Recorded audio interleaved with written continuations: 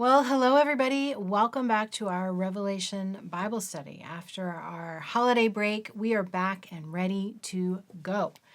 So, if you joined us last time, I just want to give you a little recap. If you didn't, I'll give you the recap anyway, and maybe you can go back and watch some of the videos from our teaching late last year. So, we covered the first 11 chapters of the book of Revelation. And it starts out with John on an island in Patmos, and he is presented with these visions throughout the book, and he is just recording what he sees. And it's apocalyptic literature, have trouble with that word, which means it's dramatic. It has a lot of symbolism to it. It's drawn a lot from the Old Testament, so we have a lot of Old Testament references. It can seem a little strange, but it's meant to draw up emotions and draw out your imagination. So it's not a word for word rendering of what's going to happen in the end times. It is meant to give us the emotion of what it will feel like towards the end and inspire us towards Christian discipleship. So we have the letters to the 7 churches, just really encouraging some, giving a little bit of a get going to others, and just really awesome. Then we shift to the throne room. We see God. We see Jesus being worshiped. Just this incredible worship moment where we see Jesus as the Lamb who was slain, who receives this scroll that he begins to open. It unleashes 6 different seals. It unleashes 6 different terrible judgments upon the earth. And then the 7th seal is open, which opens up the 7 trumpet judgments. Again, sort of a recapping sort of the same idea, just a little bit larger with the trumpet judgments, and those start being unleashed on the earth. And we're going to pick it up now in chapter 12, or we start to get into some of the weird stuff. I'm just going to be honest with you. And we start out with chapter 12, where John is really explaining the underlying cause of what is about to break out towards the church. There is great persecution that is happening with the church at that time, and it's a mirror and a reflection of what will happen at the end of days. John spoke these words as though the end was near. And it is. It's always near. It's nearer than it's ever been. As soon as Jesus ascended to heaven, the end time began, our waiting for his second coming. So this age-long conflict is what we're exploring in these chapters between God and Satan. And it's going to bring this new level of persecution to the church, which we've been exploring through the other chapters. Now it's just like we're looking at it through a different lens. This conflict that we're seeing behind the scenes between God and his enemy, Satan, helps believers who are in the midst of suffering and persecution to be able to hold fast in the midst of these hard times. And this is really the theological heart of the book of Revelation. Honestly, usually in Hebrew literature, the most important thing goes in the middle, which is not how we write books. So it seems kind of strange, but this is the heart of the book. And in Christ, God has engaged the enemy Satan through what Christ did on the cross, his resurrection, his ascension. And there is this ultimate battle. Yet for a time, the dragon, the enemy, which we're going to explore here in a minute, is pursuing the church, causing, as we said, this great suffering in that time and then throughout church history. And then it will ramp up again in the final days. So I want to go ahead. We're going to read Revelation chapters 12, verses 1 and 2. Then I witnessed in heaven an event of great significance. I saw a woman clothed with the sun, with the moon beneath her feet, and a crown of 12 stars on her head. She was pregnant, and she cried out because of her labor pains and the agony of giving birth. There's a couple of things that just when you read this, it probably pop up to you. It reminds you of Mary and Jesus. But it also has this counterpoint to the harlot who comes in later chapters. You may remember from Pastor Scott's sermon about Shane Ashty. So it's this counterpart to that. But it also is reminding us of the ideal Israel, from whom the Messiah would come. Israel is described throughout the Old Testament as the special treasure of God, the Messiah would come from that special treasure. So The heavenly bodies are talking about here. She's clothed in the sun. That's often the way God is described. So it gives us kind of a divine idea that God is with her. The moon beneath her feet, the crown of 12 stars. That's drawn right from Genesis 37, 9 and 10, which will be in your worksheet. It's talking about Joseph when he had the dream and he saw the sun, the moon, and 11 stars bowed down before me. And his father said, what, are we supposed to bow before you? And it actually is. It's about all of Israel that goes and then bows before Joseph. It's this idea of the Messiah like Joseph. So it's the whole idea of this is Israel, and they're suffering birth pangs. This is throughout the Old Testament. There's this idea of Israel with birth pangs giving birth to this new thing that's coming. So in birth, you're anticipating the joyful result of the suffering that you're going through, and that is what is happening to this woman, whether it's Israel representative of Mary. It's sort of a lot of pictures like John likes to do to wrap them all up in one. Let's go ahead and look at verses 3 and 4. Then I witnessed in heaven another significant event. I saw a large red dragon with 7 heads and 10 horns, with 7 crowns on his heads. His tail swept away 1/3 of the stars in the sky, and he threw them to the earth. He stood in front of the woman as she was about to give birth, ready to devour her baby as soon as it was born. This is all very, this is a picture. This is not meant to be literal. This is a picture, and we can see this. We can imagine this. This dragon throughout the Old Testament is a metaphor for Israel's enemies. And Old Testament cosmic opposition to God. You know, imagine that war in the heavens, right? So if we think about Isaiah 27:1, it says, in that day the Lord will take his terrible swift sword and punish Leviathan, which is another name for like that sea dragon, the swiftly moving serpent, the coiling, writhing serpent. He will kill the dragon of the sea. So it's this picture of Israel's enemies. We have this dragon. It's our first indication that we're talking about our enemy. Now, the 7 heads that he has, it depicts the completeness of his power. Remember, we said 7 is a number of wholeness and completeness.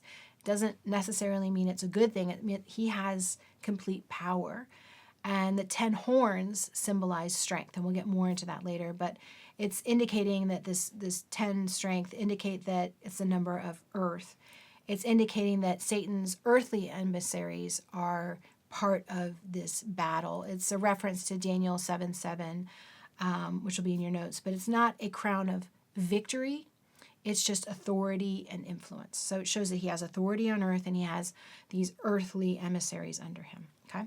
And then in verse 4, it's really emphasizing the power of the dragon. He's sweeping away the stars. His violent antagonism towards the Messiah during his life. If you think about Jesus during his life, all the times that violence was attempted against him. When he was born, Herod attempted murder. Throughout the dangers of his life, the Pharisees, there were different times where he was threatened. And then obviously the crucifixion, which took his life.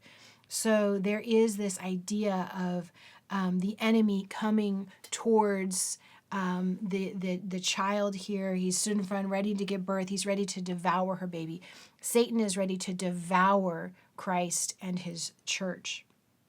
The idea of the stars is this, there's always a picture of angels in the Old Testament, and it's an attack on the good angels in the battle to come, or other scholars say it could be the 1/3 of the angels that joined Satan's rebellion. I think both are possible. I probably lean towards the 1/3 of the angels that joined his rebellion. But after such emphasis on, actually that comes right out of, I forgot to tell you, Daniel 8:10. Where it says the power reached to the heavens where it attacked the heavenly army, throwing some of the heavenly beings and some of the stars to the ground and trampling them. So that's why it could possibly be that the good angels in this battle where they're caught between good and evil. So after such an emphasis on the suffering of the church in the previous chapters, it's important for us to shift our focus, like we did in chapters 4 and 5, to see the heavenly side of this battle, to see where God is fighting for his people even when it doesn't seem like help is coming. Readers will recognize that the evil powers have always been against Israel. We can see that throughout the prophets. And they've always tried to kill the offspring of Eve, right, from Genesis, who will defeat the ruler of the serpent. So we have this cosmic, this battle that is raging. So I'm going to go ahead and look at verse 5. So the dragon has been waiting for the birth, and then in verse 5, she gave birth to a son who was to rule all the nations with an iron rod. And her child was snatched away from the dragon and was caught up to God and his throne. So that's verse 5. Let's pause there for a minute. This description of the Messiah, that's how we know that this is meant to be Jesus. This comes straight out of Psalms 2:9. You will break them with an iron rod and smash them like clay pots. So it's the side of the Messiah where he is there to care for his people, but he's also there to fight for them, to defend them. So the way John says this, we go, the child is born and he's snatched away and caught up to God in his throne. He skips right from the birth of the Messiah to the ascension. We skip right past his life, his death, his resurrection, all the things that we think are really important. And he is just giving us the beginning and end, the high points of what Jesus did in this picture that we have of this child. The point is that Satan's evil designs on the Messiah, on us, were foiled by the successful completion of Christ's ministry. He was born and he ascended to the Father in heaven, which culminated at this ascension and to be with God in his throne room, like we saw in chapter 5. So this woman is Israel, the human channel, right, to bring the Son, the anointed ruler from David's line, is caught up in this decisive victory. And just keep in mind, apocalyptic visions are not smoothly flowing things. It's not like, well, this happens and then this happens. They're kind of like all over the place. So history and events aren't necessarily straightforward, and it kind of goes in unexpected directions. So it's really just talking about the Messiah in just a really poetic form. So let's look at verse 6. Continue this. And the woman fled into the wilderness where God had prepared a place to care for her for 1,260 days. Now you'll remember that number. We'll talk about it in a minute. God provides for the woman like the Jews in the wilderness. So it's that divine provision and intimate fellowship, which we'll pick up again in a later verse. It's like this idea of the Exodus all over again. And the wilderness can be a bad place, but it can also be a place of spiritual refuge, a place where God cares for you in the midst of your suffering. So this time relates to the period of persecution, which we know because of the mention of 1,260 days. It's that same thing that we've talked about. He says it in different ways. Sometimes it's about days, sometimes it's about years, sometimes it's time, half a time. He refers to the same 3.5 years over and over again in different ways. So we're talking about this time of tribulation and persecution we've talked about before through a little bit of a heavenly lens. And we're looking at the church standing fast against the enemy, being protected. This woman, this Israel, the new Israel that the church is being protected and preserved by God. So we can see that idea of being led to the desert and being cared for in Hosea 2:14. But then I will win her back, once again, talking about Israel. I will lead her into the desert and speak tenderly to her there. God is a good and caring God, even in the most difficult times of our life. So we have this picture, and it carries on. Now we're going to open up even more to the battle scene. Verse 7, then there was a war in heaven. Michael and his angels fought against the dragon and his angels. So we've gone from a birth scene, a little representation of Jesus, to this war in the heavens, not in the throne room of heaven, but in the sky. They're not there with God. It's in the sky. It's this attempt by Satan to regain his position in the presence of God. Not necessarily the original expulsion from heaven. It seems like it's talking about the same time as the victory of Christ and his death and resurrection. If we look at John 12:31, it says, the time for judging this world has come. This is Jesus saying this.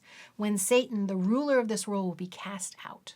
So it wasn't that it already happened. It came with Jesus' death and resurrection. And when I am lifted up, resurrection, I will draw everyone to myself. So this triumph of Jesus on the cross, his resurrection, his ascension, is expressed as this holy war. This is an intense battle between the powers of good and the powers of evil, and it leads to the defeat of Satan, which then leads to increased hostility being poured out on the church in this time, which increasing in those final days. Because Satan lost the battle with Christ's the work that he did on the cross, he launches this final assault on the church. Now, don't get too hung up on the timing. Again, apocalyptic literature is not meant to be A, B, C. So it's more the general idea that there is a war between good and evil, and God is in control, and we don't have to think about the specifics necessarily. But Michael, the angel, is known as the guardian of Israel, an angelic intercessor. We see him in Daniel 12:1. At that time, Michael, the archangel who stands guard over your nation, will arise. So we see that throughout the book of Daniel, and this is reflected here in Revelation. So let's look at verse 8. And then the dragon lost the battle, and he and his angels were forced out of heaven. So it's this picture of the access that Satan had to God's presence in heaven, which it makes us uncomfortable. You read a book like Job, and the beginning of it, you see Satan going to God's presence and saying, "Hey, what about this guy Job?" Or we can see it in Zechariah 3:1. This is where this is really drawn from for Revelation. And then the angel showed me Yeshua, the high priest, standing before the angel of the Lord. The accuser, Satan, was there at the angel's right hand making accusation against Yeshua. It's kind of like this courtroom scene where he's coming in, whether it's Job or Yeshua, and just the accuser is coming in making accusations, and the emissary of God, whether it be Michael or whomever, is bringing God's case to the judge. And he was expelled from this privilege. No longer does he have the privilege to bring accusation to God's throne, where God could, speak to him face to face. Through Christ's work, it appears here that he no longer has that access. In fact, Jesus saw this in Luke 10:18. Yes, Jesus told them, "I saw Satan fall from heaven like lightning." So that could also be at the beginning of time when Satan led his rebellion with angels and he was cast down to earth. And there seems to be some sort of second sweeping away from his position to be able to bring accusations in this moment of what Jesus did. The great thing is he is defeated. And he was defeated by the birth and the ascension of this child. He was cut off from heavenly access and restricted to the earthly sphere, which is good news in one way. Bad news for the church, where he's pouring out his wrath. But at Jesus' exaltation, Satan's kingdom received an eviction notice from heaven, which is really cool. So let's look at verse 9. This great dragon, the ancient serpent called the devil or Satan, the one deceiving the whole world, was thrown down to earth with all his angels. As we said, he's entering the earthly sphere. We have these titles for Satan. We're kind of getting descriptive here. And they identify him, but they also talk about his character. Kind of like we're doing this Knowing God series. We get to know more about God as we talk about his name and his character. This is the same with our enemy here. It anchors him in the history of the world. He is the ancient serpent out of Genesis 3:1 who deceived Eve in the garden. That's the reference here. He is the devil, and that means slanderer. So same as the serpent who came and was like, "Are you sure? Is that what God said?" That's just been his MO from the beginning, and he's continuing it at this time. And then we see Satan. It's a title, I think we've talked about this, been transliterated from Hebrew. And it became a conventional title in the Greek speaking world for the devil. We've carried it over into our English as well. And it's just the adversary. Like I said, it's this prosecutor and defense attorney, back and forth, right? That he's accusing people before God in this heavenly court. He's the slanderer, deceiver, and he no longer has that privilege. So he's trying to continue to do it from earth. He's slandering, accusing, and causing us to have division against one another, or causing the world to persecute the church as well. He can no longer do that before God because Christ has just secured our acquittal. But we cannot be, what am I trying to say? We have to be aware. I'll say it that way. We have to be aware of Satan and his schemes because it's very real. And it's a very big part of what John is trying to warn us. Hey, this is not just the government coming against us in Rome. This is not just enemies from all sides. There is one enemy who is the puppet master over all this. It's the serpent, the devil, Satan, known by many names, but he is our enemy. He is God's enemy, so therefore he's our enemy. Let's look at verse 10. Then I heard a loud voice shouting across the heavens, "It has come at last, salvation and power and the kingdom of our God and the authority of his Christ. For the accuser of our brothers and sisters has been thrown down to earth, the one who accuses them before our God day and night." So here we have this announcement of God's impending victory And it's talking, it must be maybe the saints from heaven, we're not sure, but it refers to our brothers, so it's human, not angel. And from heaven's perspective, God's kingdom has already arrived. The actualization of it will happen in the immediate future, the already but not yet. This is certain. And the power reminds us, reference to power reminds us the angels in battle will be fighting with God's power and Christ's victory. That's why it's assured. So the hurling down of Satan is the result of the lifting up of Jesus on the cross. We had that scripture in John. Look on your thing. There's a scripture that talks about, the time for judging this world will come when Satan, the ruler of this world, John 12, will be cast out. And when I am lifted up from the earth, I will draw everyone to myself. Jesus is lifted up. Satan is cast down. It's not about chronology, but it's just revealing the supernatural cause behind Satan's opposition to the church. It's an encouragement to the church of what is actually happening behind the curtain, right? Revelation's revealing what's behind the curtain. And in Romans 8:33, it says, "Who dares to accuse us, whom God has chosen for our own? No one. For God himself has given us right standing with himself. Who then will condemn us? No one. For Christ Jesus died for us and was raised to life for us, and he is sitting at the place of honor at God's right hand, pleading for us." That is the good news. Satan can no longer accuse us because of what Christ did for us. His death, his resurrection, his ascension has won it all for us. Okay, we're going to keep moving. Let's look at verse 11 and 12. "And they have defeated him by the blood of the Lamb and by their testimony, and they did not love their lives so much that they were afraid to die. Therefore rejoice, O heavens, and you who live in the heavens rejoice. But terror will come on the earth and the sea, for the devil has come down to you in great anger, knowing that he has little time." So not only is Satan overcome by Michael, overcome by Christ's work, by the power of God, he's overcome by God's people as well. We have a part to play in this. So this imitation that we need in a good way of Jesus' sacrifice and to tell others about his victory, that is the way that we fight our battle here.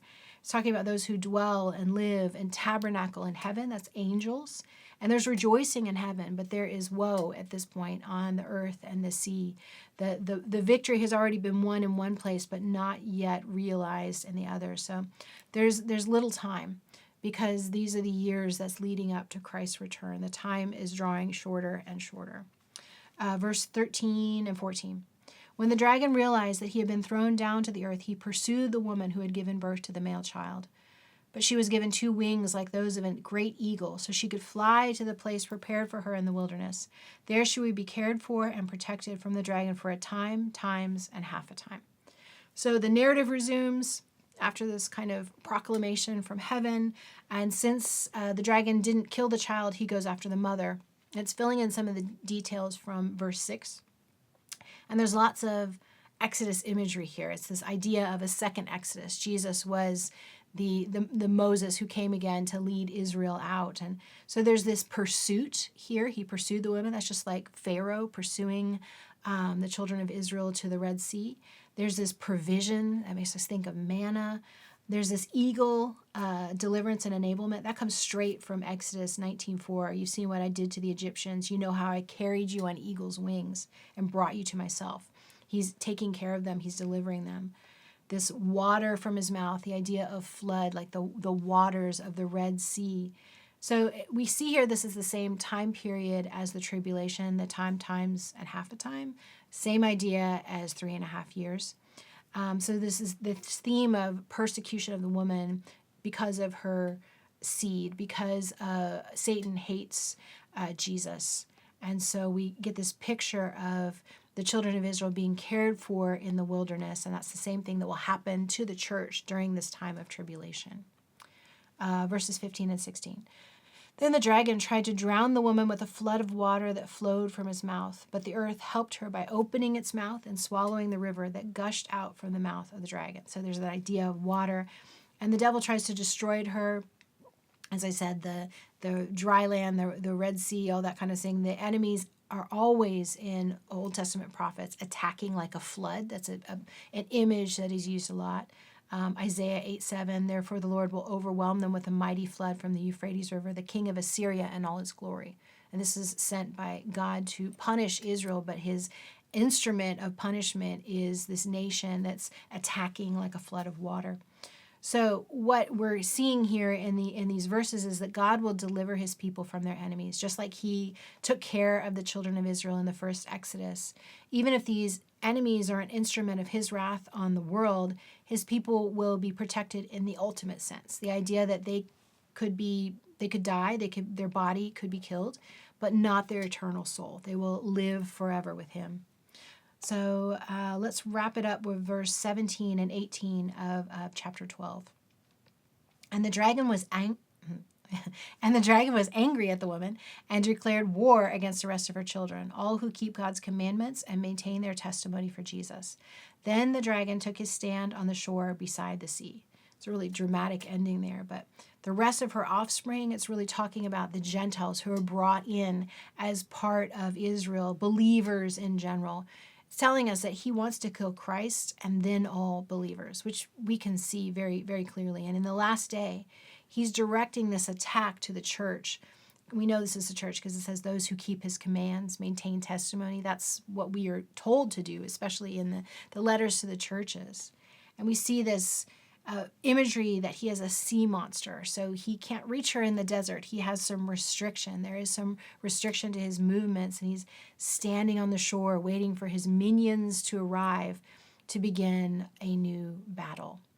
And then we're going to go into chapter 13 from there and see the arrival of the two beasts, the minions of the dragon, the serpent, devil, the Satan.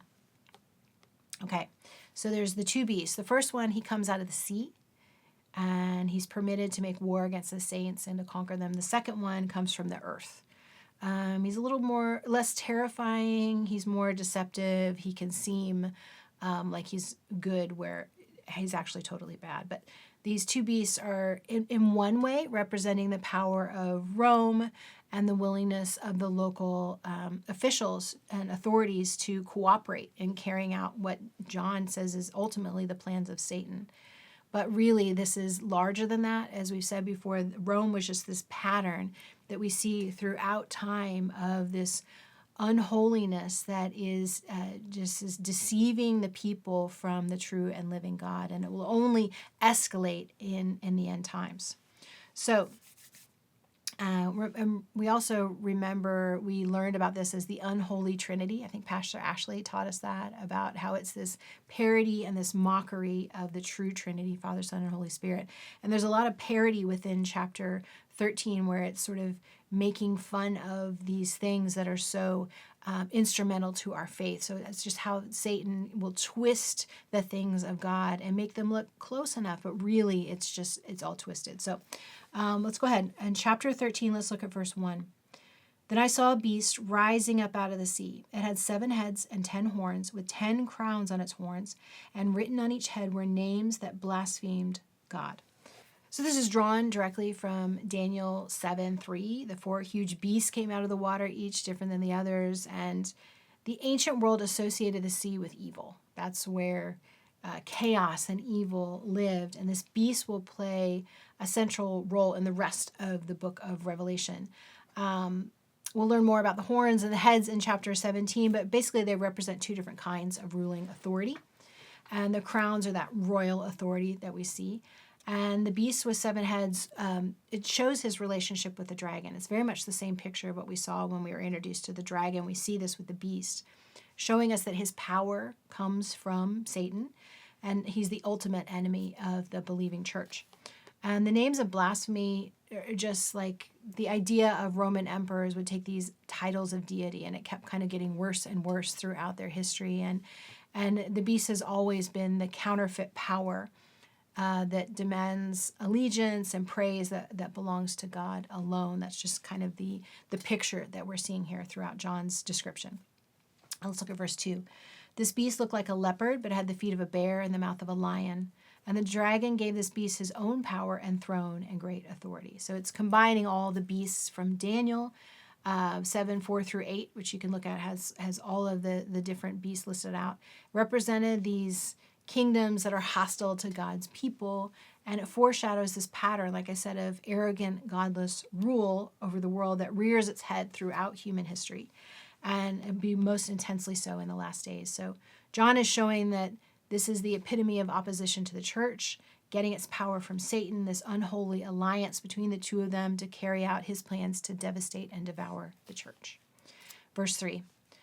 I saw that one of the heads of the beast seemed wounded beyond recovery, but the fatal wound was healed. The whole world marveled at this miracle and gave allegiance to the beast. So this opposition keeps going. There will always be another, opposition that will rise up to persecute God's people. But for this in general, in the last days, it's this falsification of the second person of the Trinity, of Jesus. It's making fun of and trying to be like the resurrection of Christ, who is given authority over the whole world, and yet he is wounded beyond recovery, but he was healed. And they're so amazed at this. And in verse 4, they worship the dragon for giving the beast such power, and they also worship the beast. Who is as great as the beast, they exclaim, who is able to fight against him? So this is a parody of Exodus 15:11. Who is like you among the Lord's God? This is something that only God alone can hear. He is the only one who is the ultimate God among gods. And it's this worship of secular power, which is actually a worship of Satan, the dragon. And it's using miracles to deceive the world into worship. And the irony is, we know that the beast has a sure end. Who could be greater than you? Well, Jesus is greater than him. Only God is worthy of this claim. And Revelation doesn't use the word Antichrist here, but it's clear that that's what he is. He is opposing. He is Antichrist. Let's look at verses 5 and 6. And then the beast was allowed to speak great blasphemies against God, and he was given authority to do whatever he wanted for 42 months. And he spoke terrible words of blasphemy against God, slandering his name and his dwelling, that is, those who dwell in heaven. This is drawn again out of Daniel 7:8. This beast is given authority from God within his limitations, and he's angry because his time is short, and he blasphemes God, and this word choice indicates that it's not going to be for a long amount of time. And the three objects of his blasphemy: the name of God, God's dwelling place, and those that live in heaven. So to slander God's name is to speak evil about all that God is and all that he stands for. Verses 7 and 8. I'm going to take a drink. And the beast was allowed to wage war against God's holy people and to conquer them. And he was given authority to rule over every tribe and people and language and nation. And all the people who belong to this world worship the beast. They are the ones whose names were not written in the book of life that belongs to the Lamb who was slaughtered before the world was made. So this authority is described in two ways: making war against the saints and demanding universal worship. And then the saints will be conquered and put to death. It's this test of faith for the saints to relinquish their lives rather than relinquish their confidence in God. They trust in God, not in what Satan can do to them. And this beast is just an instrument for the dragon. And Jesus told us this would happen in Matthew 24:24. For false messiahs and false prophets will rise up and perform great signs and wonders so as to deceive, if possible, even God's chosen ones. So we have to stand strong against the deception of the slanderer, the accuser, the deceiver, and his minions, because this is just an offense against God. The death of Christ was a redemptive sacrifice, decreed before the creation of the world, it says here.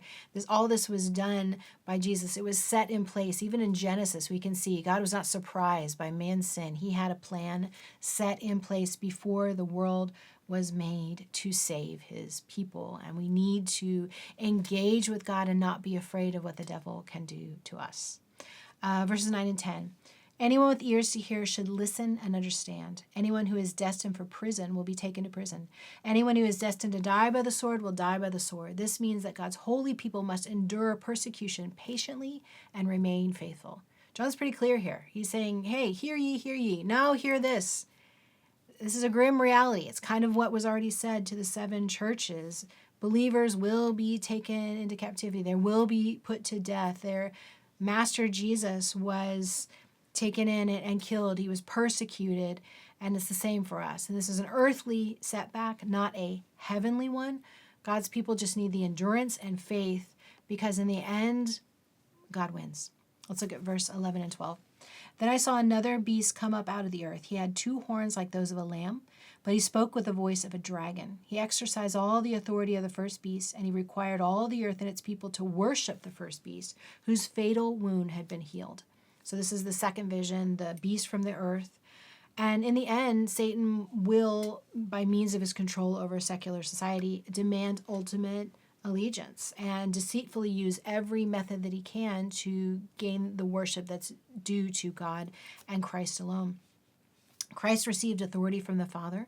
The Holy Spirit glorifies Christ. So the false prophet glorifies the Antichrist, that third member of the unholy Trinity. We see this coming into fullness here, the 3 members that are trying to take the place of God.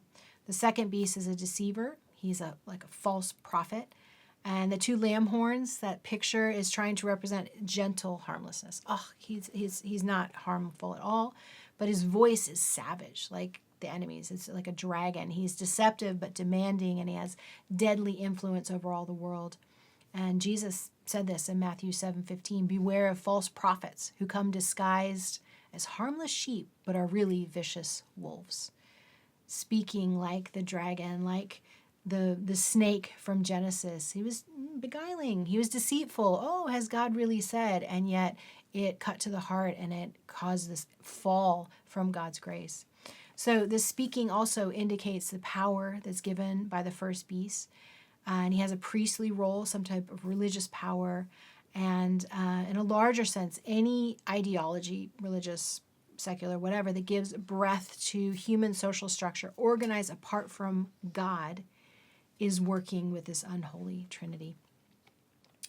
Let's look at verse 13. He did astounding miracles, even making fire flash down to earth from the sky while everyone was watching. This is imitating true prophets. First Kings, it tells us the story of a prophet, bringing fire down from heaven. We won't go into it. It's in your notes, but that is just the impetus here. He's just trying to, like the magicians in Pharaoh's court, trying to emulate God's power. And there's only so much of that he can do. Let's look at verse 14. And with all the miracles he was allowed to perform on behalf of the first beast, he deceived all the people who belong to this world. The people who belong to this world, that means those who are not part of the church. They belong to the world, not to Christ. He ordered the people to make a great statue for the first beast, who was fatally wounded and then came back to life. He was then permitted to give life to this statue so that it could speak. Then the statue of the beast commanded that anyone refusing... I think I cut it off. Anyway, you can read it. Anyway, this is really kind of, there's a lot going on here, and it's really drawn from the idea of Nebuchadnezzar and his golden image in Daniel chapter 3. The idea of everyone having to bow down to this image. And Jesus told us this was going to happen in Mark 13:22. There'll be false messiahs, false prophets who are going to rise up to perform signs and wonders so as to deceive, even if possible, God's chosen ones. So there's this division of humans, those who stay faithful and true even in the face of death, and those who worship the Antichrist. Half-hearted Christians who don't surrender their lives will not want to do that for a cause that they don't believe in. They don't want to be a part of something that might bring them death. But it's just happening all over again, like with Nebuchadnezzar and in Daniel. It's something that just keeps getting repeated throughout history, and in the final days it'll come to its ultimate fruition. So in verse 16, he required everyone, small and great, rich and poor, free and slave, to be given the mark on the right hand or the forehead. And no one could buy or sell anything without that mark, which was either the name of the beast or the number representing his name. So it's this parody of the sealing of the saints that we saw in chapter 7. God sealed his people. He wrote his name on their forehead. This is the beast trying to have his own version of this. It's just showing that the beast is controlling the economic power to punish God's people. It's really hard to engage in commerce or to eat or to have somewhere to stay if you can't engage in economic commerce. It's the ultimate test of religious loyalty to harass believers. And talking about the number, the mark is the number of the name. The Greek and Hebrew alphabet, each letter of the alphabet served as a number. So you could add up a name and it would yield a number when added up. So 2, 4, 3 would be 9, would be the number there. So actually there's a graffiti in Pompeii that says, I love that they had graffiti back then as well. But anyway, it says, I love her whose number is 545. So really cool. So anyway, the idea that there is a number is just representative of a name. And John is trying to be a little bit careful with what he says so that he will not get in more trouble than he's already in being exiled on the island. We see this in verse 18. Wisdom is needed here. Let the one with understanding solve the meaning of the number of the beast, for it is the number of a man. His number is 666. So there's not a consensus here among scholars as to what this means. And he tells us it takes wisdom. It's going to take thought. It's going to take skill to figure this out. And it seems, honestly, that only John's original audience can interpret it for sure. As soon as the 2nd century, scholars were not sure who it was referring to. So I don't think, honestly, that you and I can figure that out today. But he was trying to protect himself. There's some that say it's Nero, some that say it's people from modern times, which I won't say a name. But one of the interesting things is 666 is the number that falls just short of perfection in each digit. So the idea of wholeness, completion, perfection in the number 7, the number just less than that is 666. So it could be that it's symbolizing the beast's continuing failure, a trinity of imperfection, that he is incomplete and less than.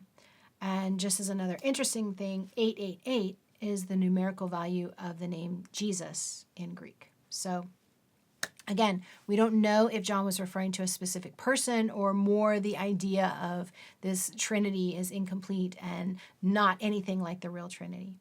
I just want to mention this at the end because this is something that people often, they want to try and figure out. Okay, what is the mark? Who is the beast? What does the mark of the beast mean? Well, okay. Irenaeus, as I mentioned, the prominent 2nd century Christian theologian, he warned readers against speculation over who the Antichrist is, over what the mark is, all these things. He counsels Christians, and I think this is really good from the time to now. Christians should just wait for the actual fulfillment. We'll clearly know who the Antichrist is from his actions and the surrounding circumstances, so we don't have to guess. And he says this is more certain and less hazardous for Christian credibility. And to that I say amen. And I'm really excited. We're getting back into Revelation. We're dusting everything off. I encourage you, maybe do some reading this week. Remind yourself where you are in Revelation. You can read up to 13. And next time we're going to cover 14 and 15. So if you want to go ahead and read some of those. And I will see you in 2 weeks for more of our Revelation study. Thanks for being here.